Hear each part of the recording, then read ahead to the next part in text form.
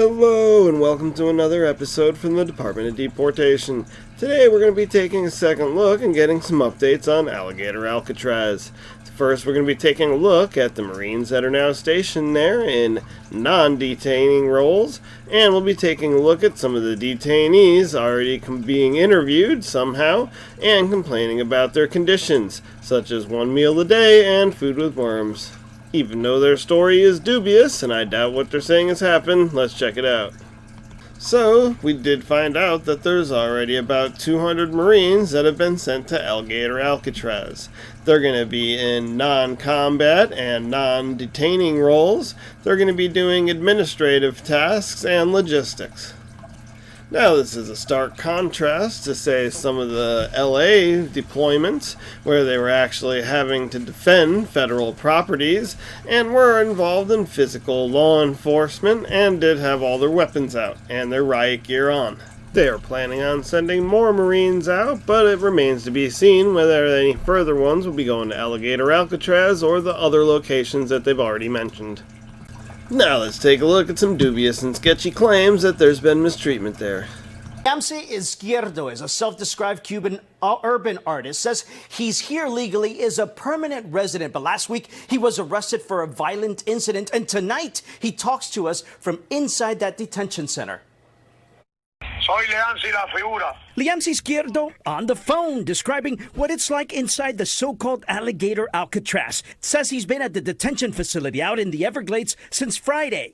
Aquí no hay agua para uno bañarse. No water to bathe, he says. It's been 4 days since he showered. 400 people he believes are inside the facility. Te dan comida una sola al día, comida que ha traído hasta gusano. Only gets fed once a day, he says, and some of the food had worms.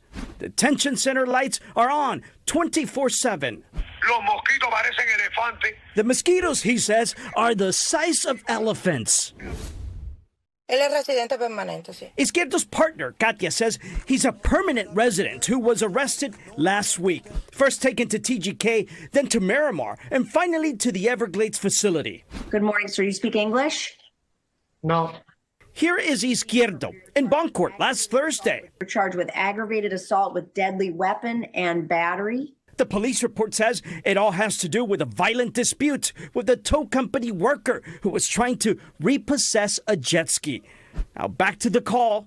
No te sacan afuera aunque sea un minuto a coger aire. Complaints they're not allowed to go outside and the tents are freezing. No creo que eso sea de humano, tener a personas en esas condiciones. Izquierdo's girlfriend says these are not humane conditions. Also on the call, we heard from 3 other guys who had similar complaints. One, a Colombian national, says he's been there 3 days without his medicine. We've reached out to ICE, but a spokesperson says they cannot talk about detainees who are not in one of their facilities. Remember, the Everglades Detention Center is run by the state, but the state has not responded to our request for information. Reporting from the newsroom, Hatzavala, NBC6 News. All right. So, honestly, his claims just sound really doubtful. So the whole I haven't showered in 4 days thing doesn't seem like it'd be realistic.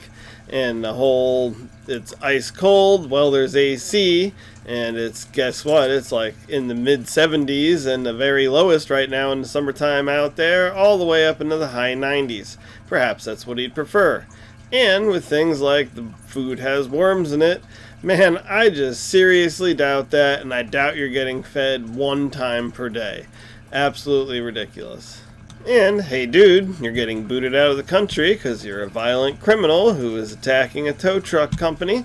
And guess what? It's hilarious that you had a jet ski and you were getting it repossessed. So, I don't really believe those stories, and it doesn't look like the Marines are really going to have any effect at the facility. Well, that does it for this episode. Don't forget to like and share this video, and follow our channel, and visit DepartmentofDeportation.com for all your merch.